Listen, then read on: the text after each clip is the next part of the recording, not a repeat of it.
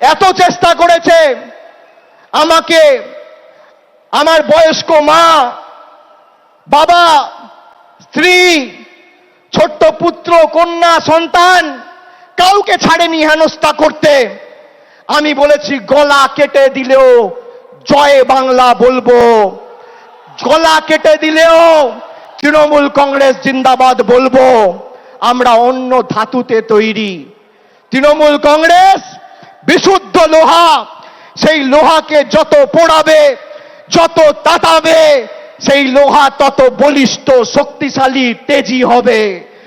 প্রয়োজনে দেব মোরা এক নদী রক্ত, হোক না পথের বাধা প্রস্তুর শক্ত। অবিরাম লড়াইয়ের চির সংঘর্ষে আজকে স্বৈরাচারীদের পাহাড় টলছে, জনতার সংগ্রাম চলছে।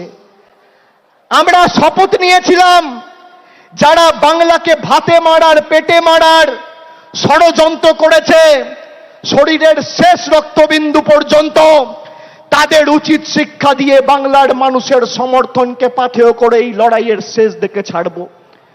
আমরা কথা রাখতে পেরেছি। বাংলার মানুষের কাছে আমরা কৃতজ্ঞ, বাংলার মানুষের কাছে আমরা ঋণী। কিন্তু আগামীর লড়াই যদি আমরা ভেবে থাকি যে আগামীর লড়াইয়েও আমরা জিতব, তাহলে আত্মতুষ্টির কোনো জায়গা নেই। আমরা জিতব, কিন্তু এই জিত যেন 2016 থেকেও বড় হয়, 2021 থেকেও বড় হয়, 2024 থেকেও বড় হয়। এই আমাদের শপথ নিয়ে আজকে 21শে জুলাইয়ের মঞ্চ থেকে ফিরতে হবে। আমাদের নেত্রী আসবেন, মমতা বন্দ্যোপাধ্যায় বক্তব্য রাখবেন, তার কথা আমরা শুনব, মননে গ্রহণ করব, বাস্তবে রূপায়ণ করব। কিন্তু শৃঙ্খলা পরায়ণ আমাদের হতে হবে। আমি মনে করি তৃণমূলের কর্মীরাই তৃণমূলের শক্তি। যারা নতুন তৃণমূলে এসছেন তাদেরকে তৃণমূলের সংগ্রাম, নেত্রীর লড়াই, 21শে জুলাইয়ের ইতিহাস সম্পর্কে জানতে হবে। আর পুরনোরা যারা আছেন তাদেরকেও নতুনকে সাথে নিয়ে আগামী দিন দলকে আরো শক্তিশালী করার জন্য মাঠে নেমে লড়াই করতে হবে। সামঞ্জস্য রেখে করতে হবে। পুরনোদের অভিজ্ঞতা আর নতুনদের উৎসাহ উদ্দীপনা দুটোই তৃণমূলের একই বৃন্তে দুটো কুসুম। একই বৃন্তে দুটি কুসুম, হিন্দু মুসলমান, একটি তার নয়নমণি আর একটি তার প্রাণ। আমাদের নেত্রী তৃণমূল তৈরি করার সময় বলেছিল আমাদের কর্মীদের সংযত থাকতে হবে, অযথা কোন রকম কোনো বাগবিতণ্ডায় জড়াবেন না। বিজেপিকে ভোট দিয়ে মানুষ জেতায়নি, মানুষ আপনাদের ভোট দিয়ে তৃণমূলকে জিতিয়েছে। তার কারণ আপনার গ্রামে, আপনার পাড়ায়, আপনার এলাকায় আপনার মুখের উপর সেই গরিব মানুষ বিশ্বাস করেছে, বিজেপির মুখের কর্মীদের উপর বিশ্বাস করেনি। আমাদের সংযত থাকতে হবে। সন্দেশখালী যেভাবে এই চিত্রনাট্যটা সাজিয়ে বাংলাকে ভারতবর্ষের মানুষের কাছে কলুষিত করতে চেয়েছিল, আপনারা দেখেছেন সন্দেশখালী 2 নম্বর ব্লকের মণ্ডল সভাপতি গঙ্গাধর কয়াল বলেছে যে ভোটের দিন বিজেপির মদের খরচ প্রতি বুথে 5,000 টাকা। বাংলায় 80,000 বুথ, তাহলে একটা বুথে যদি মদের খরচ 5,000 টাকা হয়, 80,000 বুথে শুধু নির্বাচনের দিন বিজেপি মদ খাওয়ানোর জন্য খরচ করেছে 40 কোটি টাকা। 40 কোটি টাকা।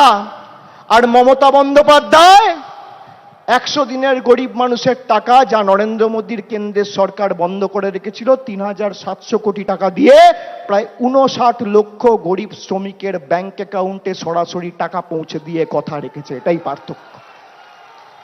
আমরা গরিব মানুষের বাড়িতে ভাত তুলে দেওয়ার জন্য তাদের পাশে দাঁড়াই, আর বিজেপি দাঙ্গা করে, সাম্প্রদায়িক বিভাজন করে মানুষকে মদ খাওয়ানোর জন্য 40 কোটি টাকা খরচা করে। আপনারা ভাবছেন 40 কোটি টাকার মদ কে খাবে? পাড়ায় গিয়ে, এলাকায় গিয়ে, গ্রামে গিয়ে দেখবেন ডান দিক, বাঁ দিক, সামনে পেছনে তাকালে আপনার এলাকায়, আপনার বুথে, আপনার গ্রামে, আপনার পাড়ায় কোনো ভদ্রলোক, সভ্য লোক বিজেপি করে না। সব মাতাল, মদ, দুর্নীতিগ্রস্ত, চোর, চিটিংবাজ, সব বিজেপিতে। সেই কারণেই তো মানুষ এদের বর্জন করেছে। আর জনগণের গর্জন কি? ওরা নরেন্দ্র মোদীর গর্জনে বিশ্বাস করেছিল, ওরা ইডির গর্জনে বিশ্বাস করেছিল, ওরা সিবিআইয়ের গর্জনে বিশ্বাস করেছিল, ওরা কেন্দ্রীয় বাহিনীর গর্জনে বিশ্বাস করেছিল, ওরা টাকার গর্জনে বিশ্বাস করেছিল, বিচার ব্যবস্থা সংবাদ মাধ্যমের গর্জনে বিশ্বাস করেছিল।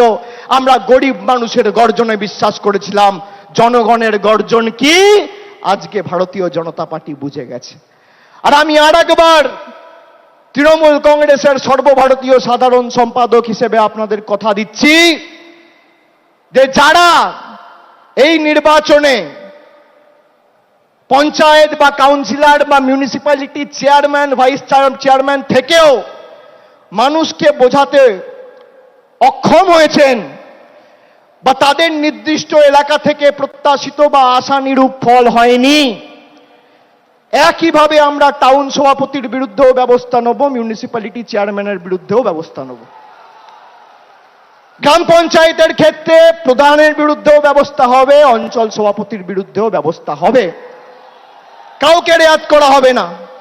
একটা কথা আপনাদের দিতে হবে, দেবেন দেবেন আমি যে কথাগুলো বললাম গ্রামে ফিরে 10 জনকে বলবেন বলবেন আর যেভাবে মাথা নত না করে লড়াই করেছেন, আগামী দিনও মমতা বন্দ্যোপাধ্যায় তৃণমূল কংগ্রেসের জন্য লড়বেন তো?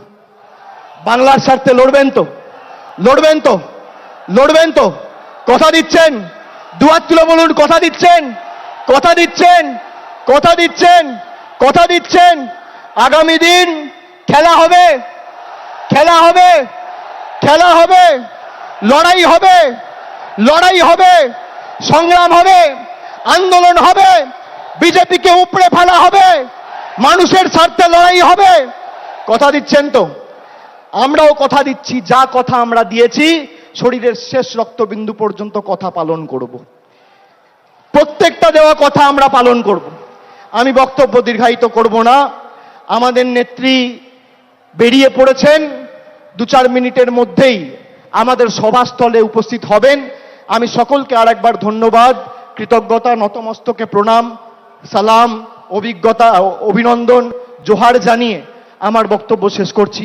জয় হিন্দ, বন্দে মাতরম, জয় বাংলা। অসংখ্য ধন্যবাদ। সর্বভারতীয় সাধারণ অভিষেক বন্দ্যোপাধ্যায় বক্তব্য রাখছিলেন 21শে জুলাইয়ের মঞ্চ থেকে, এবং অন্যদিকে আরেকটা ছবিও আপনাদের দেখাচ্ছি, সমাবেশের পথেই মমতা বন্দ্যোপাধ্যায়। আর কিছু মুহূর্তে অপেক্ষা, তারপরই এত কর্মী সমর্থক তারা এসে উপস্থিত হয়েছেন একটাই কারণ, যাতে দলনেত্রী কি দিক নির্দেশ করেন সেদিকে তার বক্তব্য শোনার জন্য। আর কিছু মুহূর্তের অপেক্ষা, তারপরেই মমতা বন্দ্যোপাধ্যায় পৌঁছবেন 21শে মঞ্চে। এতক্ষণ অভিষেক বন্দ্যোপাধ্যায় বক্তব্য রাখছিলেন। মুক্তি সূর্য মমতা ব্যানার্জি